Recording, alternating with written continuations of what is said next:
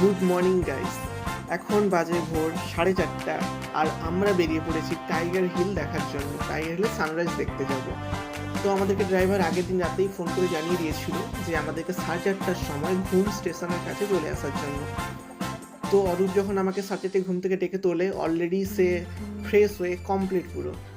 তো আমি জানি না ও কী করে ঠান্ডার মধ্যে স্নান টান শেষ করেছে, বাট আমি তারপরে রেডি হয়ে আমরা চলে এসেছি এখানে ঘুম স্টেশনটার কাছে।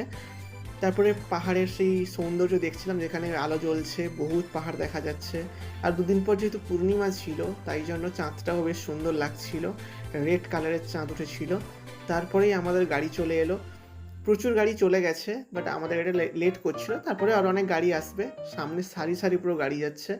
আমরা পেছনে দুজন বসলাম, টোটাল 10 জন আমাদের গাড়িতে ছিল। তারপরে পাহাড় ঘুরে ঘুরে ঘুরে ঘুরে উঠলাম।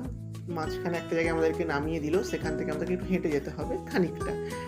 তো সেখানটায় শীতবস্ত্র বিক্রি হচ্ছে এবং সবাই এত ঠান্ডার মধ্যে কিনছিল, ওই গ্লাভস 2-4টা এমনি করে পরে ফেলছে ঠান্ডার মধ্যে।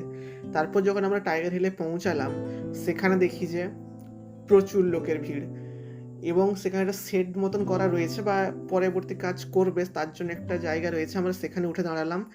প্রচুর ঠান্ডা হাওয়া দিচ্ছে, আর দেখেই বুঝতে পারছিলাম যে কাঞ্চনজঙ্ঘা তো দেখা যাবে না, সূর্যোদয়টাও দেখা যাবে না। ঠিক তাই হলো।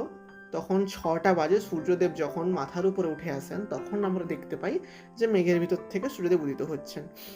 আর চারিদিকে নজারা তো ছিলই, যেটা পাহাড়, কুয়াশাগুলো সে পাহাড়ে গা বেয়ে বেয়ে নামছে, হঠাৎ করে চারদিকটা ঘন কুয়াশায় ঢেকে ফেলছে।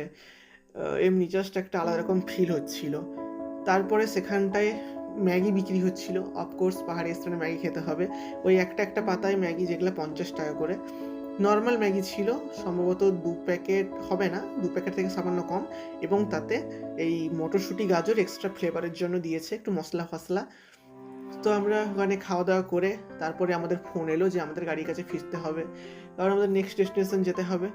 তারপরে এই পাহাড়ের রাস্তাগুলো একটু হাঁটছিলাম, একটু ফটো তুললাম, তারপর সেই ফুলগুলো একটু এনজয় করছিলাম। তারপরে আমরা যাব ঘুম মনেস্ট্রি, কিন্তু তার মাঝখানে একটা জায়গা এলো, সেনচেল বলে একটা জায়গা।